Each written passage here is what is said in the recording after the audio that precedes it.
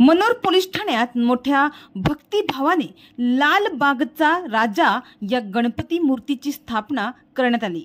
यावेळी पोलीस अधिकारी व महिला कर्मचारी उपस्थित होते। विधिवत पूजन करून यावेळी गणरायाचे स्वागत करण्यात आले।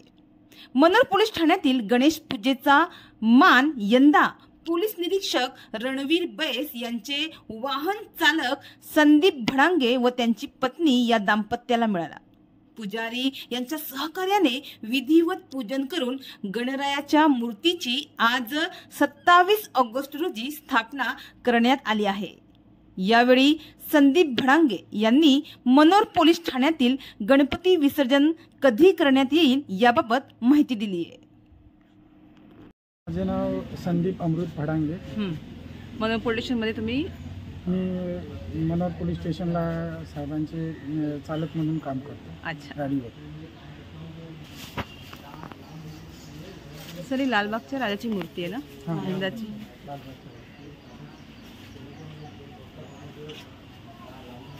आता सर किती दिवसाचा गणपती बाप्पा आपला 11 दिवसाचा। हां, पण सार्वजनिक 11 दिवसाचे गेले तर मग आपण 12व्या दिवशी काढतो पोलीस स्टेशनला। 11व्या दिवशी आपले सर्व बंदोबस्त असतात। बरोबर।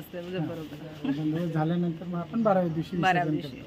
आणि दिवसा काढतात ना सर? हा, दिवसात। मग ह्यावेळी म्हणजे ही संकल्पना कशी काय, म्हणजे लालबागच्या राजाची संकल्पना कशी काय मनामध्ये आली? दरवर्षी वेगवेगळ्या प्रकारे। गेल्या वर्षी दगडूशेठ हलवाई होती, पोलीस स्टेशनचे सर्वांचं नियोजन झालं। ह्या वर्षी लालबागचा राजा गणपती आणायचा म्हणून ह्या वर्षी लालबागचा राजा आणला। अच्छा, कसं वाटतं? प्रसन्न वाटतं? खूप छान वाटतं। 11 वर्षाचा मान आपल्याला भेटलाय। ताई, आपण काय बोला? यावर्षी आम्हाला मान भेटलाय, खूप आनंद होत आहे मूर्ती बसवताना, कारण आम्हाला सेवा करायला मिळते। बरोबर, त्याच्यामुळे आम्हाला खूप आनंद होतो। मनोर पोलीस ठाण्यात सुंदर बाप्पाची मूर्ती विराजमान झाल्याने पोलीस ठाण्यातील वातावरण अगदी भक्तिमय झालंय। गणरायाच्या आगमनाने पोलीस ठाण्यातील पोलीस अधिकारी व कर्मचारी यांच्यात उत्साहाचे मंगलमय वातावरण निर्माण झालंय।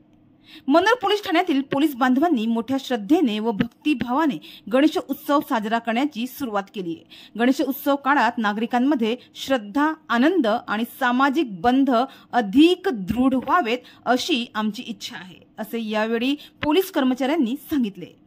तर मनोर पोलीस ठाण्यात लालबागचा राजा यासारख्या मूर्तीची स्थापना करण्यात आली आहे। भाविकांनी दर्शन घ्यावे व प्रसादाचा लाभ घ्यावा, तसेच कायदा व सुव्यवस्था अबाधित राहावी यासाठी पोलीस दलाकडून विशेष उपाययोजना करण्यात येत आहे, अशी माहिती पोलीस निरीक्षक रणवीर बैस यांनी यावेळी दिली।